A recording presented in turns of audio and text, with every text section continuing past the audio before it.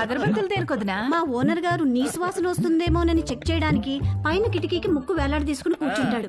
అరుణ్కి ఇష్టమని mutton fry చేశాను వదినా. ఆ ఓన్ రెంట్ బాబు టాయిలెట్ కి ఎవరైనా సలహాలు కూడా లెక్క చెప్తున్నాడు. ఆవిడొక పెద్ద కార్టూన్ క్యారెక్టర్. 10 ఏళ్ల నుంచి పడుతున్నా వాడితో.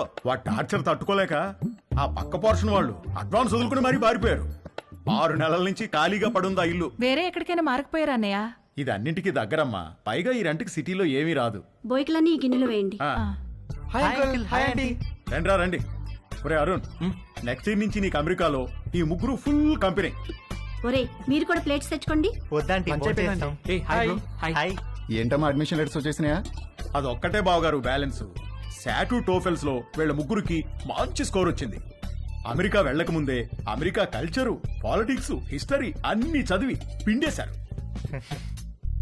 అన్నీ తెలుసు అనుకుంటున్నారేమో వెధవలారా. మీకింకా కొన్ని విషయాలు తెలీదు. ఫ్లైట్ ఎక్కే లోపు మీకు అన్ని చెప్తాగా.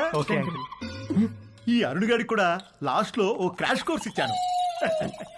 ఎరా బాగా ఉపయోగపడిందా?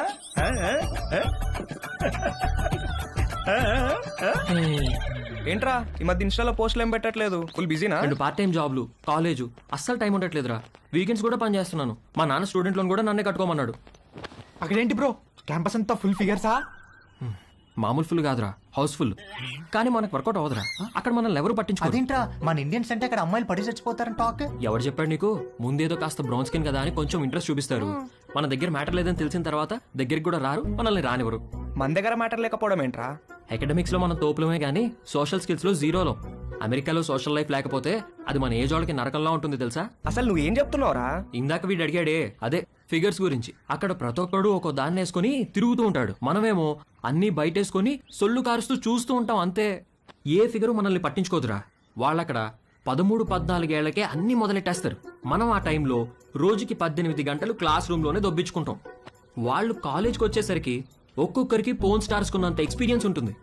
మనమేమో కాలేజ్కి ఎంటర్ అయ్యే టైంకి 99% అందరం వర్జిన్స్. మనం వర్జిన్ అని తెలిస్తే చాలు, అదేదో పెద్ద జబ్బులాగా మనల్ని దూరం పెట్టేస్తారు. ఎలాంటి ఎక్స్పీరియన్స్ లేకుండా అమెరికాకి వర్జిన్ గా వెళ్ళి చాలా పెద్ద తప్పు చేశాను రా. అసలు నువ్వు వర్జిన్ అని వాళ్ళకెలా తెలుసురా?